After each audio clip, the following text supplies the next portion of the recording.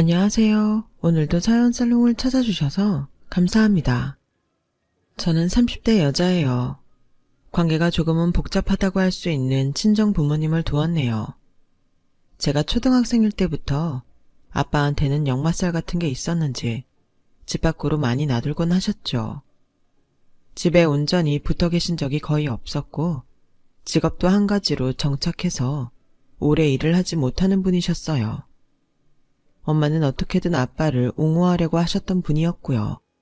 늘 가장의 무게를 지며 일을 하셨던 엄마는 공장을 전전하시다가 지인분의 소개로 반찬 가게에서 일을 시작했어요. 잘 되는 집은 아니었지만 인력이 워낙 적었다 보니까 엄마는 늘 바쁘게 일을 하셨는데 그 고되고 힘든 마음을 기댈 때가 필요하셨었나 봅니다. 그곳에 단골 손님이셨던 어떤 아저씨와 꽤 각별한 관계가 되셨어요. 엄마, 쇼핑백에 여벌 옷은 왜 챙겨가? 혹시 갈아입으려고? 저번에도 몇 번 옷을 가져갔던 것 같은데. 이거 아무것도 아니야. 그냥 혹시나 해서 챙겨가는 거야. 엄마는 그 아저씨와의 관계를 감추려고 하셨지만 제가 결국 눈치채게 되었어요. 제 여동생도 마찬가지였고요. 어느 날 아빠가 집에 오셨을 때 제 여동생이 그만 입을 놀리고 말았습니다. 아빠, 아무래도 내 생각에는 엄마가 좀 의심스러운 것 같아. 그러니까 아빠가 확인하는 게 좋을 것 같은데? 뭐? 그게 무슨 소리냐? 의심스럽다니. 어떻게 의심스럽길래? 화가 나신 아빠가 당장에 엄마와 말다툼을 벌이셨고 엄마는 외롭고 힘든 마음에 친구를 새로 사귄 거라며 진실 아닌 진실을 털어놓으셨어요. 이튿날 아빠가 아예 작정하시곤 짐을 챙겨서 집을 나가셨죠. 엄청 충격적이었죠. 원래도 두문분출하시는 분이었다고는 하지만 이미 가장의 역할을 오래전에 그만두신 분이었어도 어쨌든 아빠였으니까요. 그냥 사라지는 것과 작정하고 집을 아예 나가버리는 건 하늘과 땅 차이였어요. 그래서 여동생은 자기가 말실수를 괜히 했다며 울고불고 후회를 해댔었네요. 결국 저희 부모님께서는 그 일이 도화선이 되어서 이혼을 하셨어요. 저희 자매는 엄마가 그 아저씨와 본격적으로 만나실 거라고 남몰래 예상을 했었으나 의외의 결과가 나왔죠. 오히려 엄마는 그 아저씨와 완전히 정리를 하셨고 이혼의 후유증으로 많이 힘들어하셨네요. 제 마음도 복잡했었는지 저는 수능을 완전히 망쳤어요. 욕심 같아서는 재수를 하고 싶었으나 상황상 대학 진학을 포기하였죠. 전문대를 나올 바엔 차라리 하루빨리 돈을 벌고 싶었던 것 같아요. 원래는 공장 쪽으로 일을 알아봤었는데 신기하게도 어쩌다 보니까 제가 어느새 제가 제빵을 배우고 있었어요. 각종 자격증도 따면서 저는 제가 제빵에 진심이 되어 있었죠. 여동생은 무난한 4년제 대학에 들어갔지만 이런 곳의 특성이 뭔지 아세요? 대학 간판은 보통이면서 등록금은 콧대 높다는 거예요. 제가 버는 돈은 족족 여동생에게 갔어요. 차라리 벼룩의 간을 빼먹으라는 말이 절로 나왔었네요. 여동생은 저한테 미안해서 대학생이 되었음에도 옷 한 벌, 가방 한 개를 사지 않았어요. 이런 저희를 보면서 엄마는 결단하셨죠. 언제까지 남의 돈이나 벌어주면서 지낼 순 없겠구나. 내가 우리 딸들의 미래를 생각한다면 두려워하지 말고 내 반찬 가게를 차려야겠어. 뭐? 엄마가 그럼 사장님이 되겠다고? 우리야 엄마 실력을 아니까 그쪽으로는 걱정이 안 되는데 힘드실까 봐. 그게 무서운 거지. 정말로 무서운 건 이대로 주저앉아 있는 거야. 이렇게 못나고 어리석은 엄마를 둔 죄로 너희가 고생하는 것 같아서 늘 미안하구나. 내가 반드시 가게 차려서 일 한번 내볼 거야. 엄마가 큰 결심을 하셨고 대출 받고 발품을 팔아가며 가게를 차리셨어요. 수면 시간을 극단적으로 줄여가면서까지 엄마는 반찬 가게에 모든 걸 쏟아 부으셨죠. 여동생이 틈나는 대로 일손을 거들었고요. 초반에는 장사가 거의 안 됐어요. 하지만 정성은 통하는 법이라고 하던가요. 3개월이 지나면서부터 단골들이 생겨났어요. 예약 주문을 하는 손님들도 생겼단다. 내가 이렇게 남한테 인정을 받는 날이 오다니. 우리 딸들에게 조금이나마 면이 선 듯 싶구나. 만약 너희 아빠도 함께였다면 분명 기뻐했겠지. 가게의 상승세에 엄마는 무척 반색하셨으나 한편으로는 아빠 생각으로 조금은 힘들어하시는 모습도 보였어요. 지나간 일에 대한 후회나 아쉬움이었겠죠. 반찬 가게의 선전으로 저는 전보다 더욱 집중하며 제 꿈을 향해 나아갔죠. 그러던 중에 만나 결혼까지 가게 된 인연이 있었어요. 정말 우연히 다리가 놓아져서 안면을 트게 된 사이였는데 만나다 보니까 친해졌고 사귀게 되었어요. 그러다가 나중에는 결혼 얘기까지 나왔던 것이고요. 이 과정이 결코 녹록하지는 않았답니다. 제 배경은 별로였지만 남편은 의사였으니까요. 처음 만났을 땐 남편이 의대생이었는데 공부와 씨름해가며 지내던 때에 제가 옆에 있어줘서 당시 남편한테는 큰 위안이 되었다네요. 먼저 사귀자 한 것도 결혼 얘기를 꺼낸 것도 남편이었어요.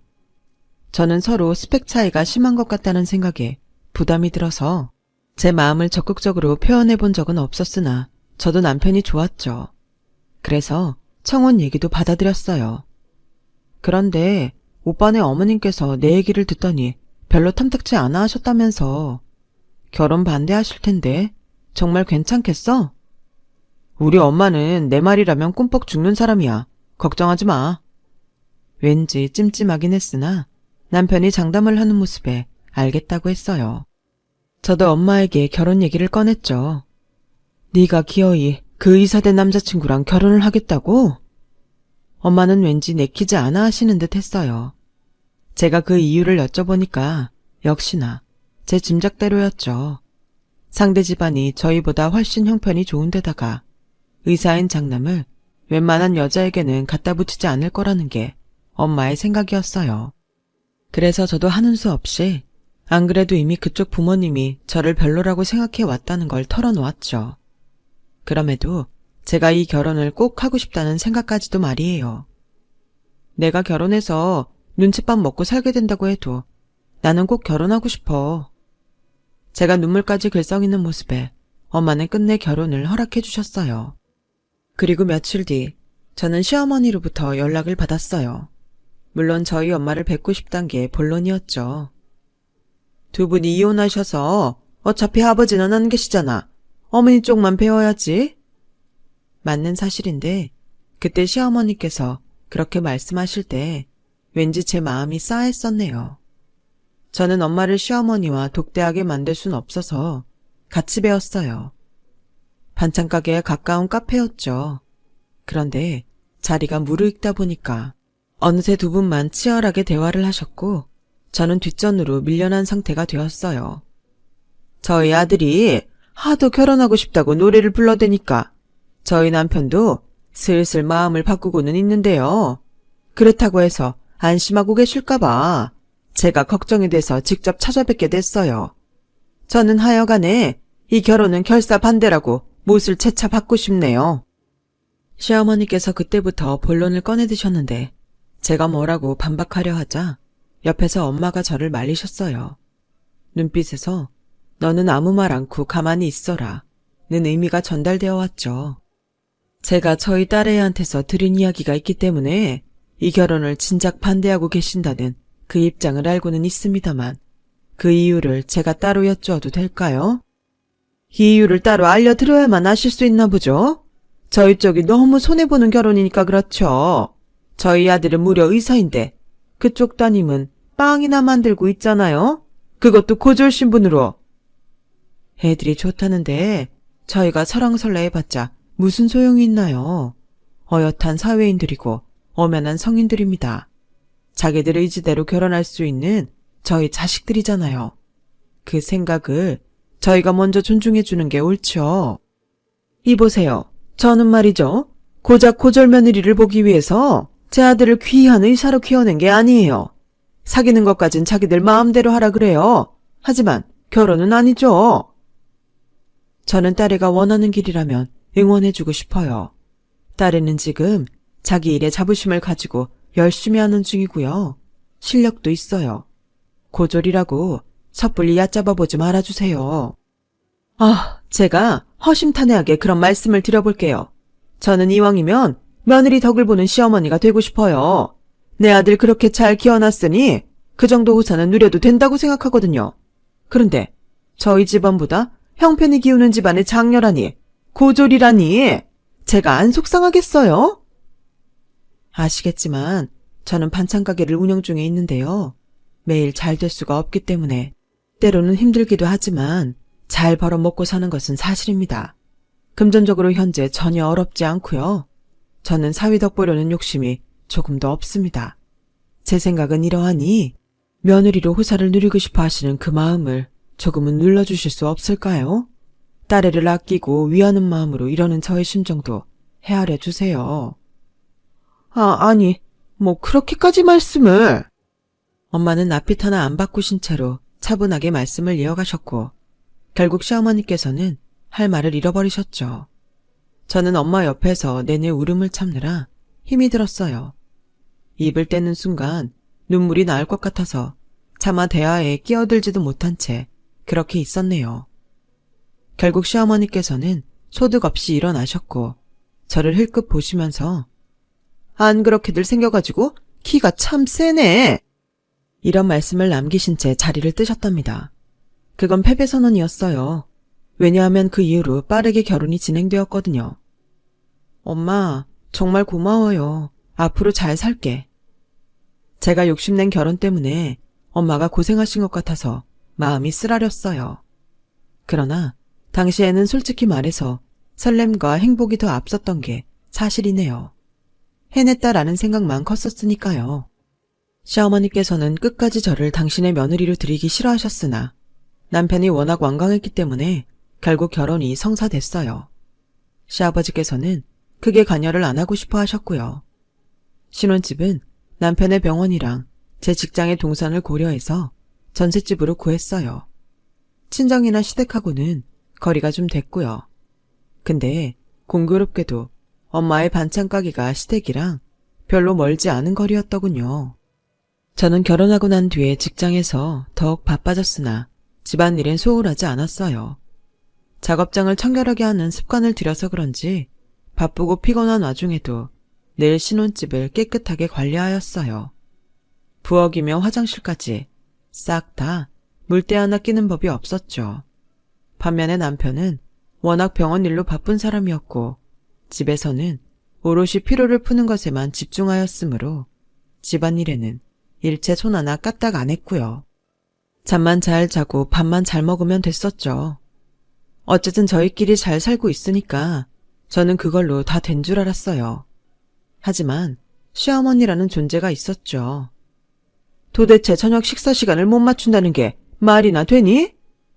어머님, 제가 근무 시간이 현재 고정이 아니라서요. 그리고 내일 같은 경우에는 새벽 일찍 출근을 해야 해서 오늘은 저녁 8시 전에 잘 예정이에요. 얘가 지난번에도 그 핑계 대더니 오늘도 똑같은 소리를 하는구나. 잠깐, 그러면 너는 내 아들 내팽개치고 너 하고 싶은 일 따라서 계속 그렇게 지내고 있었다는 얘기야? 새벽에도 사람 자고 있는데 막 출근 준비하고? 새벽 도중에 나갈 때는 제가 씻는 것도 정말 조심해서 조용히 씻고 출근해요. 충분히 신경 쓰고 있습니다. 말하는 소리 들어보니까 영 못 믿어온데? 너 혹시 내 아들 밥도 매번 안 차려주는 거니? 냉장고에 반찬이 항상 많아요. 저희 친정 엄마께서 반찬 가게를 하시잖아요. 거기서 요즘에는 반찬 받아서 먹는지라 저희 잘 먹고 있습니다. 어쩜 반찬을 한꺼번에 장만에다가 내 아들 보고 알아서 처먹으라고 하면 다하니? 이것 봐라. 내 아들이 잔반 처리반이야. 아니에요, 어머님. 오해하시는 거예요. 지금은 일주일에 한 번에서 2번씩 반찬을 받아서 먹고 있어요. 종류별로 다양하고요. 저희 친정엄마가 특별히 신경 써주시는지라 정말 든든하게 잘 먹는 중이에요. 건강식이고요. 제가 구구절절 설명을 해드린 끝에야 시어머니께서는 화를 죽이셨어요. 엄마가 하도 고집을 피우셔서 반찬을 받아먹고 있는 중이었거든요. 남편이 저희 엄마표 반찬들을 너무 좋아하는 바람에 저는 이제 안 받아먹겠다고 엄마한테 말씀을 드릴 수도 없는 노릇이었네요. 특히나 저나 남편이나 바쁜 시기를 그때 보내고 있었는데 직접 요리할 여력이 부족했으니까요. 그 후로 시어머니께서 저한테 엄마의 반찬 가게에 대해서 물어보셨고 저는 성의껏 답변을 해드렸었죠. 그런데 이게 저의 실수였던 거예요. 몇 달 뒤였어요. 병원 동료가 선물로 건강즙을 돌렸다면서 남편이 그걸 시댁에 갖다 드리라고 저한테 시켰어요. 근데 오빠, 저번에도 두부만 챙겨드렸는데? 그래서 무슨 말을 하고 싶은 건데? 나는 그냥 우리 엄마도 있다고. 장모님께서는 반찬 만드시느라 다양한 음식을 맛보시잖아. 건강관리 어련히 알아서 하시겠지. 저는 황당한 의견에 섭섭했죠. 제 친정만 등한시되는 거 느껴왔으니까요. 결혼 후에 느낀 점은 제가 철저히 을이라는 사실이었어요. 아무 말 못하고 결국 시댁에 그 건강즙을 갖다 드리러 간 날에 제가 봐버렸던 거예요. 저희 엄마가 시댁에 계시는 모습을요. 정확히는 시댁 앞이라고 해야겠네요. 아파트 통로 밑에 두 분이 계셨고 막 도착한 저만 그 두 분을 볼 수 있는 각도였어요. 엄마가 왜 저기 계신가 의문이었고 바로 인사를 드리려 했는데 자, 여기 3만 원이에요, 사부인. 반찬값은 잘 챙겨주신다고 그러셨던 거 아닌가요? 그래서 지금 챙겨드리고 있잖아요. 거의 한 달이었으니 3만 원 드리면 적당할 것 같아서요. 제가 지급, 계산, 뭐 이런 것 아주 정확하게 하는 사람입니다. 앞으로 혹시 계속 부탁드려도 될까요? 음식 솜씨는 뭐 그럭저럭 쓸만하신 것 같네요. 도대체 이게 무슨 상황인가 싶었어요. 저희 엄마는 3만 원을 억지로 받아든 채 고개를 떨구고 계셨고 그 앞에 선 시어머니께서는 당당하게 팔짱을 끼신 상태였죠. 한 달 3만 원이요? 그럼 하루에 1,000원으로 계산을 하신 건가요? 제가 하루치 반찬으로 못해도 3팩씩은 넣어드렸는데요. 판매가를 모르시진 않을 거라고 생각해요. 어머, 사부인, 융통성 없게 왜 이러세요? 어차피 가게에 늘 있는 반찬들이잖아요. 제가 어떻게 보면 처리하는 걸 도와드리는 셈인 거죠. 하지만 사돈 사이에 무상으로 이런저런 거 오가는 게 보기 좋을 것 같지는 않아서 제가 3만 원 챙겨드린 거고요. 그제야 상황 정리가 되었어요. 시어머니는 저희 엄마에게 매일 반찬을 요구하셨고 그 대가로 꼴랑 한 달 3만 원을 지불하신 거였죠. 그때 제 시야에 들어온 것은 제가 손에 쥐고 있었던 건강즙 쇼핑백이었어요. 남편의 심부름으로 시댁에 전달될 건강즙을 보는데 갑자기 제 마음이 차갑게 식더군요.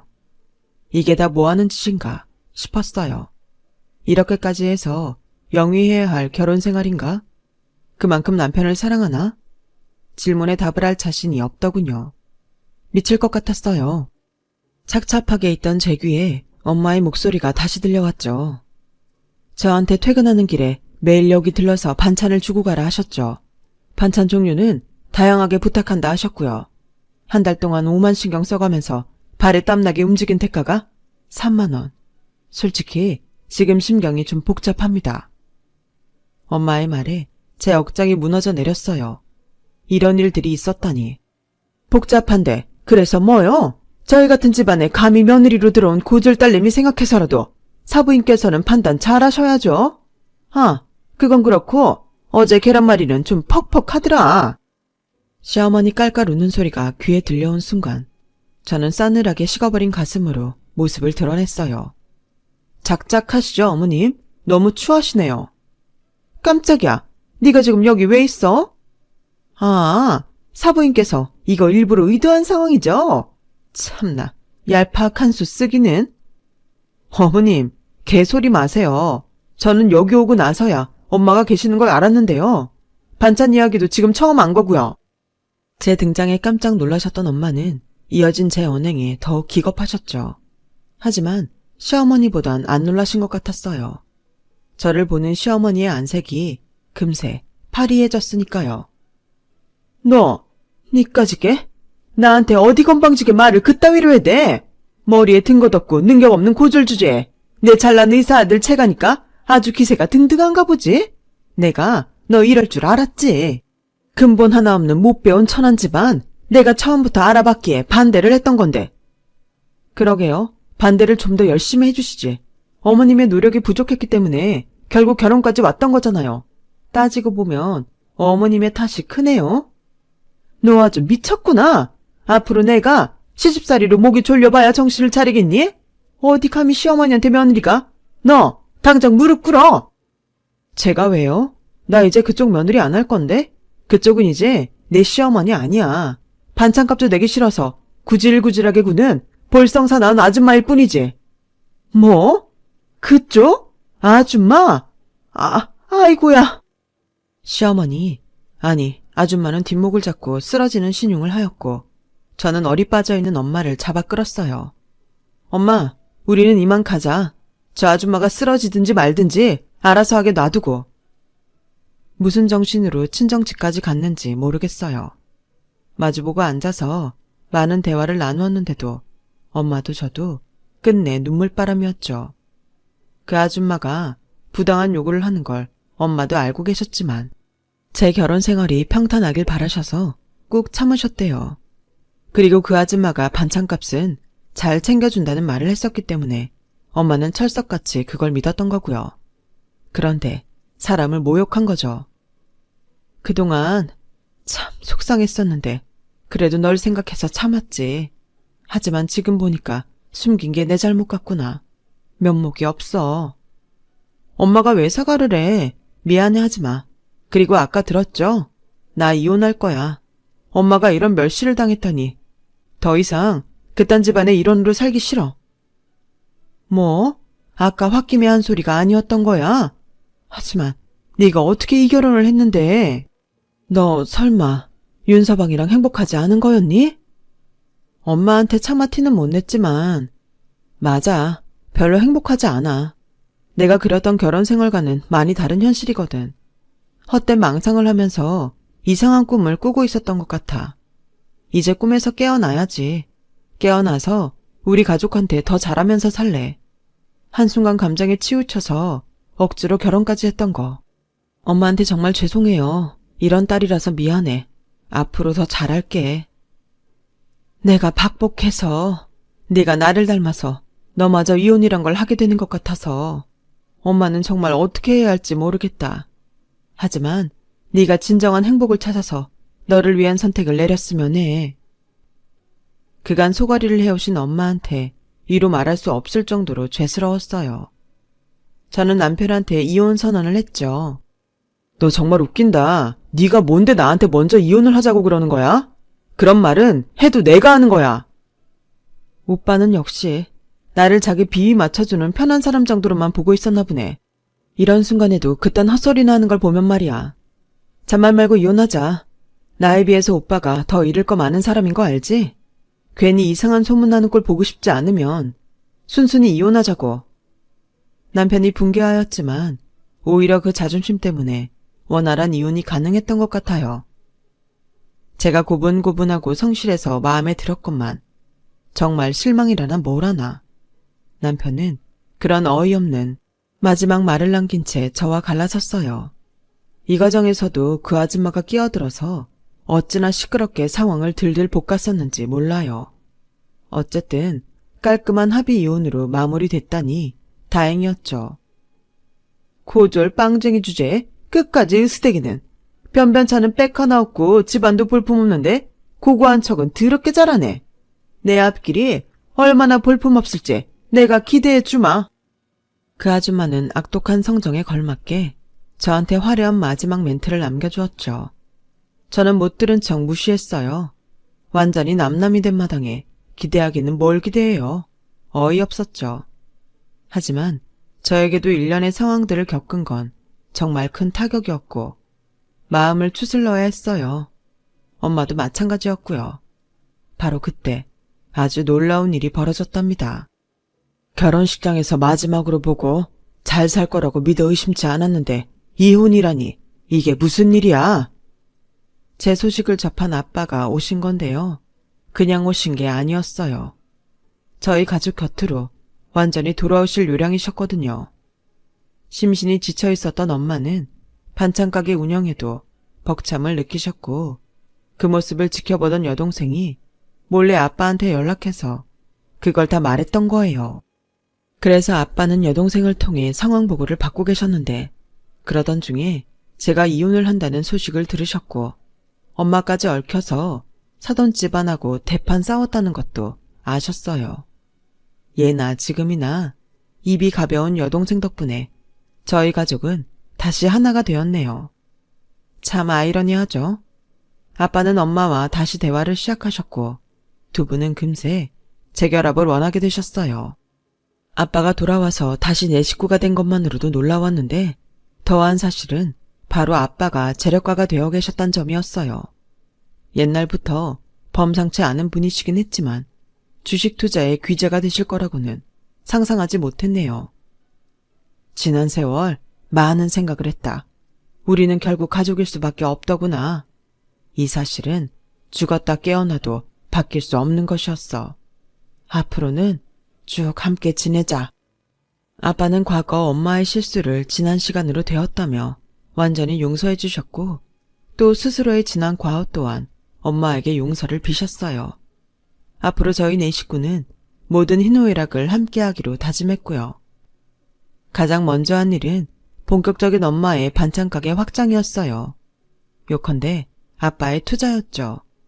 보다 공격적인 마케팅을 시도하였고 온라인 홍보와 단체 주문 시스템을 만들어서 규모를 불려나갔어요. 대학 졸업을 하고도 엄마의 일손을 도우며 지냈던 여동생은 부모님과 상의를 거친 끝에 사무 자격증을 몇 개 따서 취업에 성공했어요. 여동생이 직장 생활을 하고 싶어 했던 것을 부모님은 꿰뚫고 계셨던 거죠. 엄마의 반찬 가게를 눈부시게 성장시킨 아빠의 다음 타겟은 바로 저였답니다. 저는 빵으로만 외길 인생을 걷고 있었는데 아빠가 그 점을 활용해서 매장을 꾸리라 하셨어요. 네 빵에는 스토리가 있어. 장사를 한다면 분명 잘 될 거야. 일본으로는 목이 좋아야겠지. 나한테 맡겨둬라. 아빠는 저에게 가게를 차려주셨어요. 서울 근교에 대형 베이커리 카페요. 홍보에 큰 돈은 쓰지도 않았건만 오픈 3주차 주말에 테이블 만석을 찍었어요. 빵 나오는 타임을 바로 늘려야 했고 정직원부터 주차 알바까지 일하는 사람만 수십 명이 됐고요. 하도 정신이 없어서 장사가 어떻게 되는지도 헷갈릴 지경이었지만 분명한 건 즐겁단 사실이었어요. 해도 뜨지 않는 새벽에 나와 빵을 준비하면서 하나도 안 피곤하더라고요. 맛있게 먹는 손님들을 보면 마음이 행복했고 이렇게 멋진 공간이 제 가게라는 사실에 가슴이 벅찼어요. 시간이 조금 더 지나자 평일에도 피크타임이면 테이블이 꽉 찰 정도가 되었고요. 그러던 어느 날 정말 아무 생각 없이 바쁜 매장을 점검할까 싶어서 홀을 돌고 있었어요. 셀프바에 냅킨이 하나도 없어서 손님들이 불평하고 있길래 제가 얼른 채워넣는 와중에 요즘 제일 잘 나간다는 신상 카페는 다르다, 달라. 무슨 이 시간에 젊은 애들이 이렇게나 많아? 다들 일도 안 하나 봐. 세상에 장사 잘 되는 것 좀 봐. 익숙한 목소리가 들리는 게 아니겠어요? 제가 긴가민가 하면서 냅킨을 채우며 옆쪽을 바라봤어요. 그러자 바로 옆 테이블에 자리 잡고 있는 아주머니 무리가 보였죠. 총 4분이었는데 한 분과는 제가 안면이 있는 사이였어요. 어떻게 알아보지 못할 수가 있겠어요. 그분은 다름 아닌 전 시어머니였으니까요. 제가 너무 기가 막혀서 저도 모르게 헛웃음을 쳤는데 그러자 그쪽에서 저를 쳐다봤어요. 허라? 너 여기서다 보네? 그래, 잘 살고 있었니? 열심히 사는 것 같네? 전 시어머니인 그 아줌마가 저를 발견하자마자 아주 즐겁게 비꼬았죠. 일행분들도 다 저를 주목했고요. 네, 안녕하세요. 오랜만에 뵙네요. 너 여기서 일하나 보구나. 고졸이고 나이 먹더라도 이런 데서는 일을 할 수가 있지. 나쁘지 않은 선택이야. 주제 파악도 잘했네. 그 아줌마가 푸 웃으면서 말을 하자 일행분들은 입모양으로 아, 이혼당한 고졸 며느리? 이런 정보를 주고받으셨어요. 허위가 없더라고요. 거기에 멈추지 않고 그 아줌마는 저한테 직원 아니고 혹시 알바인 건 아니지? 그러면 너무 쪽팔린 건데? 이런 질문을 하며 웃음을 참는 표정을 지었죠. 열받은 제가 냅킨 봉지를 쥐고 그 아줌마를 향해 돌아서려던 순간 사장님 죄송해요. 냅킨 아까 채운다는 걸 깜빡했습니다. 홀을 둘러 나온 직원이 저를 발견하고는 꾸벅 인사를 했어요. 저한테서 냅킨을 받아들곤 재차 죄송하다고 그랬죠. 저는 그 직원에게 냅킨 봉지를 건네면서 아줌마를 쳐다봤어요. 일동 전체 얼음이 되어선 넋이 나가 있었어요. 사장? 에이 설마 네가 여기 사장?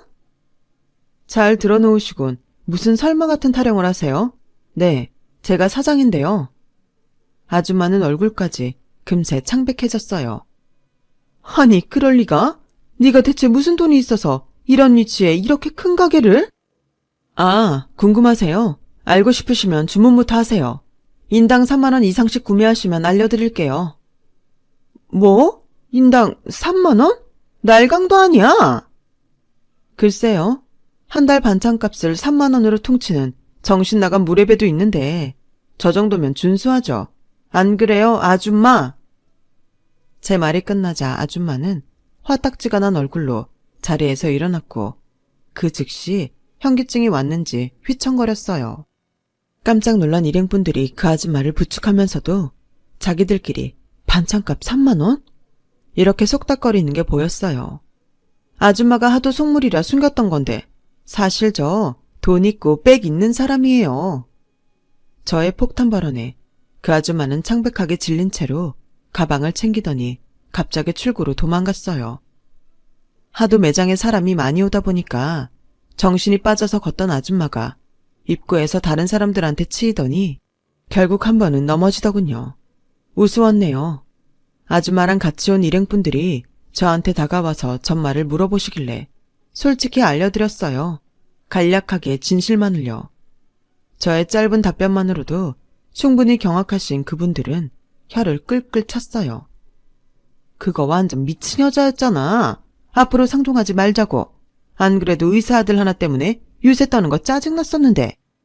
그 의사 아들도 알고 보니까 병원에서 적응 못해서 이리저리 떠돈다더라. 다들 붕괴하시는 걸 보고 그 아줌마의 인망이 좋지 않다는 걸 알 수 있었네요. 어찌 보면 당연했죠. 충격적인 패배감에 하얗게 질려서 도망가던 그 아줌마를 떠올리면 두고두고 통쾌했어요. 제가 그 이야기를 해주니까 저희 가족들도 신이 나 있고요. 이래서 사람 앞날 어떻게 될 줄 모르는 거고 길고 짧은 건 대봐야 안다고 하는 것 같네요. 저는 지금 남부러울 것 하나 없는 생활 중이에요. 매장도 여전히 순항 중이고요. 제 이야기를 들어주신 분들의 인생에도 통쾌한 한 방이 있으시길 바랄게요. 여러분, 사연 댓글에 응원과 현명한 조언 부탁드려요. 좋아요와 구독은 저에게 큰 힘이 됩니다. 오늘도 좋은 일 가득하세요.